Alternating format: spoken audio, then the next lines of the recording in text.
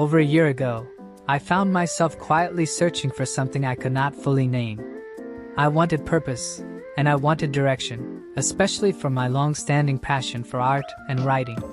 During that time, I accidentally stumbled upon an MMS 100 midterm vlog on YouTube.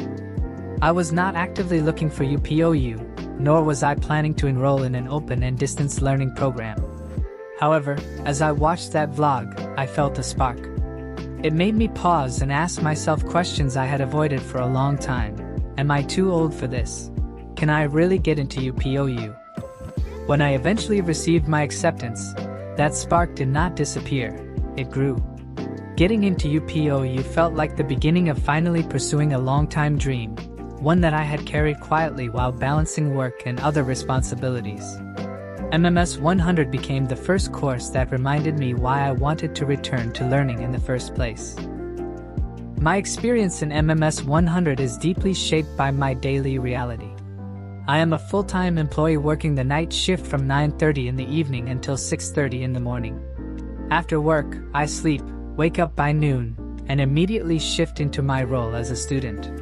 With 6 subjects enrolled, my afternoons are filled with readings, assignments, projects, and reflections.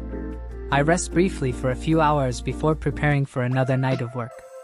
This cycle is physically demanding, and there are moments when exhaustion makes learning feel overwhelming. However, MMS 100 has helped me recognize that learning in an open and distance environment requires not only time management, but also intention and self-discipline. One of the most meaningful aspects of this course has been my interaction with classmates.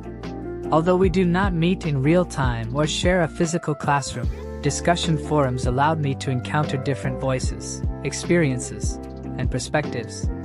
Reading my classmates' reflections helped me realize that we are all navigating our own challenges while learning together. Their insights often push me to think more deeply about course concepts and to articulate my thoughts more clearly.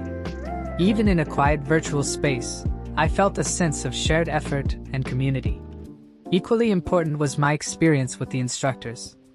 Their guidance was not overwhelming, but it was consistent and purposeful. Through clear instructions, structured modules, I felt guided rather than judged. This approach made the learning environment feel supportive and encouraged me to reflect more honestly on my work. The presence of instructors, even from a distance, provided reassurance that learning in a virtual space does not mean learning alone.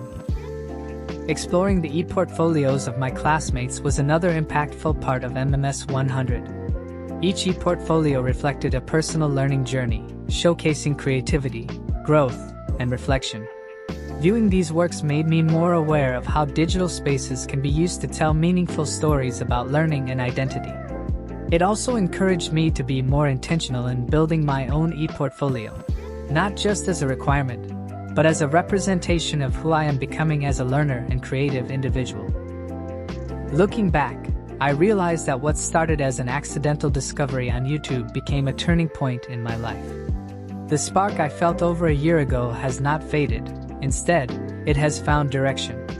MMS 100 helped me reconnect with my passion for art and writing while grounding it in purpose and reflection.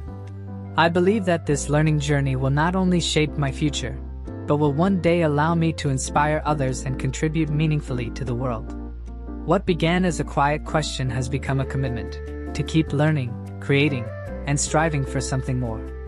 As I continue this journey, I carry with me the lessons, voices, and inspirations I have encountered along the way. Some dreams arrive as quiet sparks, and when we choose to move forward despite doubt, they become the light that guides who we are becoming. Thank you for watching.